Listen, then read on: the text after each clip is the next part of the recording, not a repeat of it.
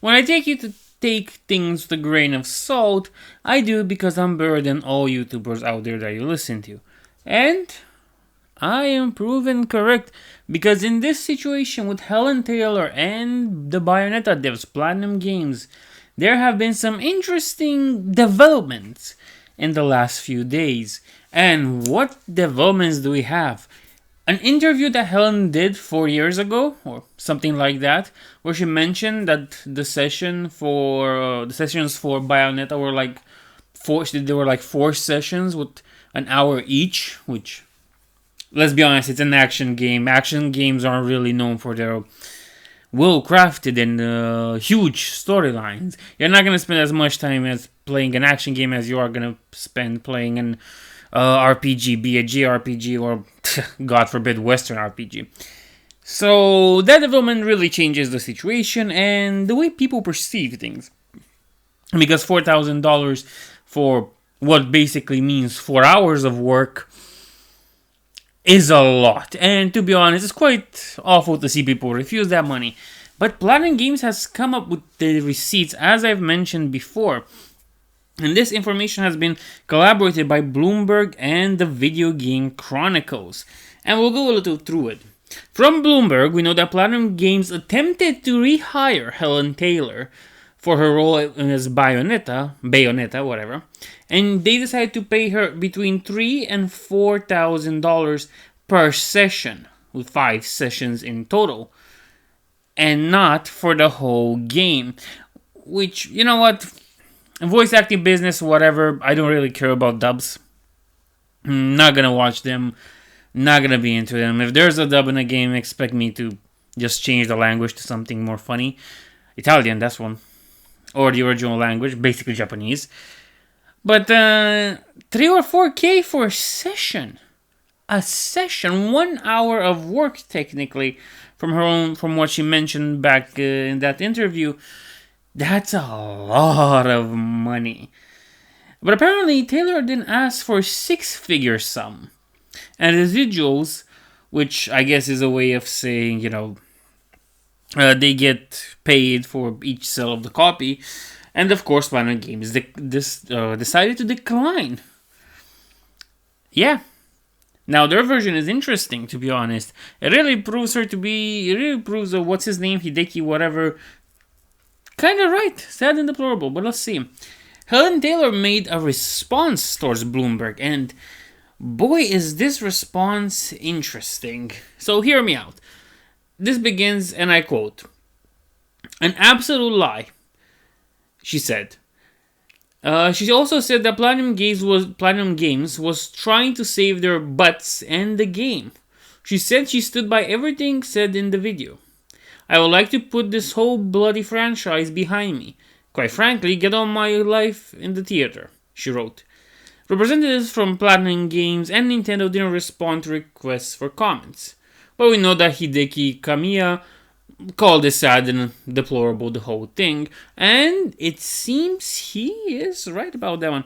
Because next comes the Video Game Chronicle that collaborates Bloomberg's story about the Bayonetta 3 report. And here's what it says. Platinum did want to rehire her. And it was between 3 and 4 grand per session. Somewhere along the lines of 4 or 5 sessions. So you can expect what was it? My math is failing me. 16K a session. If they're giving her 4K for 4 sessions. Yeah, 16K total. For what? It's gonna be like, what? 4 hours of work? Let's say she does 2 for each session. What is that? 8 hours of work and 60K? Dude, let's be honest. I know people that would sell their legs. Okay, they would sell their legs and their arms to earn 60K in 8 hours.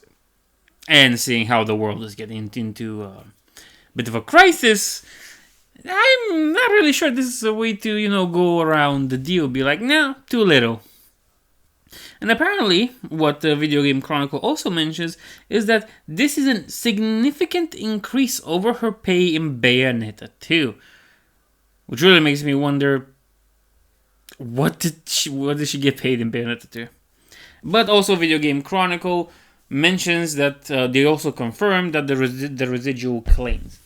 So what we have here is a situation where Helen Taylor seemed to have wanted to spin the story in her favor to garner sympathy because her requests were not granted. And I wouldn't really be surprised because here's a little thing for the liberal crowd. Human beings are kind of greedy and they're selfish. And you can see that even in your own ranks. But voice actors have this sort of ego to them. And in general, voice actors, dubbing people, localizers, they have this ego where they presume they are atop a higher notch, where they are above everyone else, and their conditions are the most correct and they are the most fair to them. Anything under that, it doesn't matter how exaggerated or big the claim is, or the condition. It doesn't matter. It is an insult. It's an injustice, and everything needs to be boycotted. I am not really surprised about this, to be honest. As I said before, take it with a grain of salt. You can't really decide which side is which is a good one, which is the bad one, until you get the full story of it. And it seems we got the story from Platinum Games, which has been corroborated by 2 other sources, and we have Helen Taylor's own words for her side of the story. Honestly, I'm gonna buy Bayonetta 3. Yeah, screw it, why not? The economy is in shambles anyway, might as well find something to waste 10 hours with. But that aside, I'm gonna buy this not because this whole drama to screw over Helen Taylor. I'm gonna do it because her videos were manipulative in the way they went about. And I'm not gonna post them, I'm not gonna put them here. You can find them yourselves, I don't really care. But her videos seem manipulative. Like, oh, if you're a person that cares about people, you would not buy the game. Nah, I'm sorry. Sorry, lady. Apparently, the story isn't in your favor. Now, I don't recommend everybody watching this go out and get themselves a copy of Bayonetta 3. I'm just saying, take every information you can, make your own decision, and no matter what happens, be at peace with yourself once that is done. Because that's the most important part.